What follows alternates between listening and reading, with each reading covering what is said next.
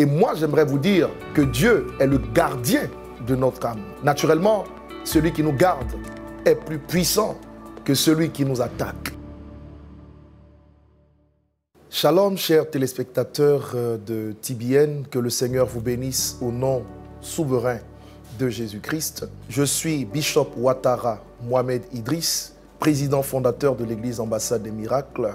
Je vous salue, n'est-ce pas, d'une manière très fraternelle à partir de la République de Côte d'Ivoire, c'est en Afrique de l'Ouest. Et nous sommes dans la ville d'Abidjan, qui est la capitale économique, n'est-ce pas, de ce beau pays qu'est la Côte d'Ivoire.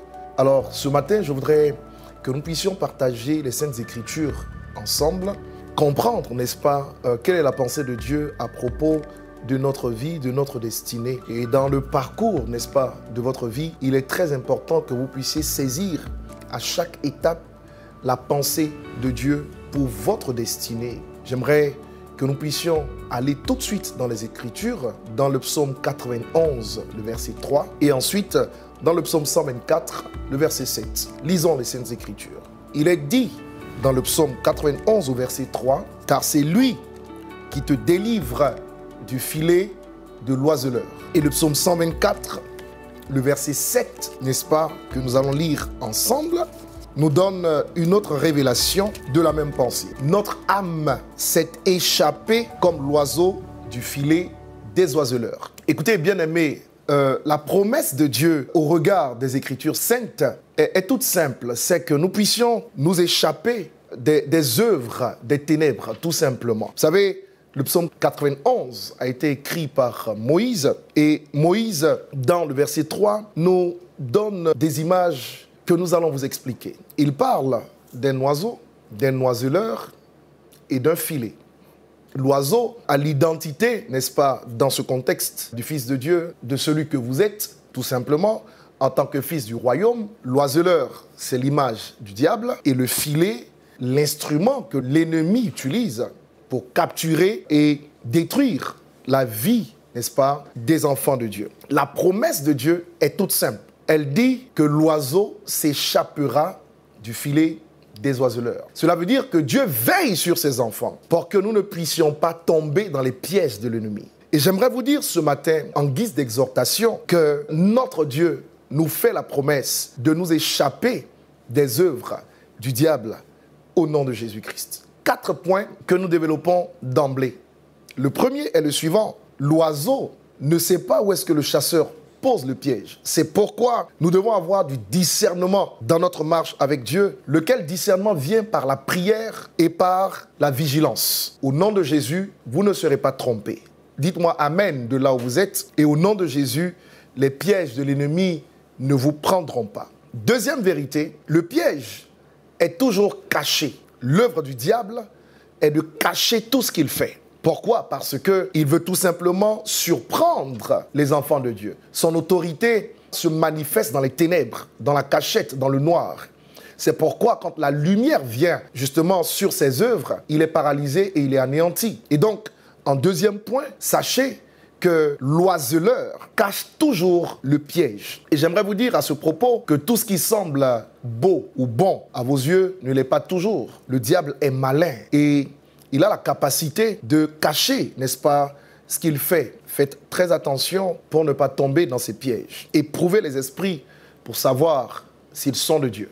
La troisième vérité est la suivante. Le piège n'est jamais mis au même endroit. Ça veut dire que le diable travaille avec beaucoup d'ingéniosité dans le but d'essayer de capturer les enfants de Dieu.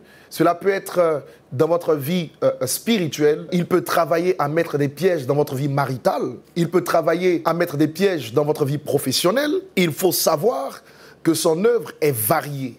C'est pourquoi il nous faut, je le répète, la vigilance, la sagesse de Dieu pour aller jusqu'au bout au nom de Jésus-Christ. Si le piège n'est jamais mis dans le même endroit, nous devons tenir ferme et être inamovibles. C'est le don du discernement. Quand vous avez le discernement, vous pouvez lui échapper en tout point. Quatrième et dernier point, l'oiseleur, qui est le chasseur, qui est le diable, n'abandonne jamais. Cela voudrait dire tout simplement que l'ennemi de notre âme n'abandonne jamais dans ses œuvres. Et moi, j'aimerais vous dire que Dieu est le gardien de notre âme. Naturellement, celui qui nous garde est plus puissant que celui qui nous attaque. Et sur la base donc de cette foi, je puis vous dire, n'ayez pas peur. Le psaume 91 nous déclare par Moïse que notre âme s'est échappée du filet de l'oiseleur.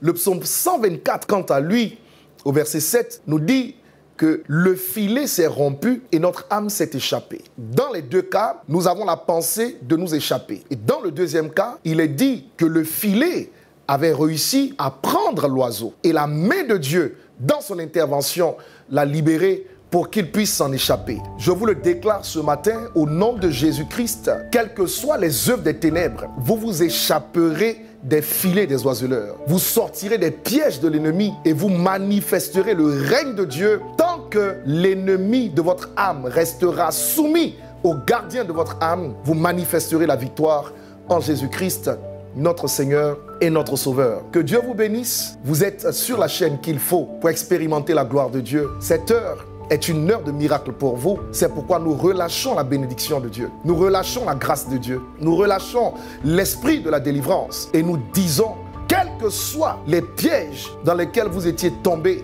les pièges de la dépression, les pièges du stress, les pièges de la maladie, les pièges des malédictions, au nom supérieur de Jésus, nous déclarons que vous vous en sortez. Prenez le droit d'être libre. Prenez le droit ce matin de sortir de toutes sortes de captivités, d'incarcération sur le plan spirituel et manifester la liberté que donne notre Seigneur Jésus-Christ.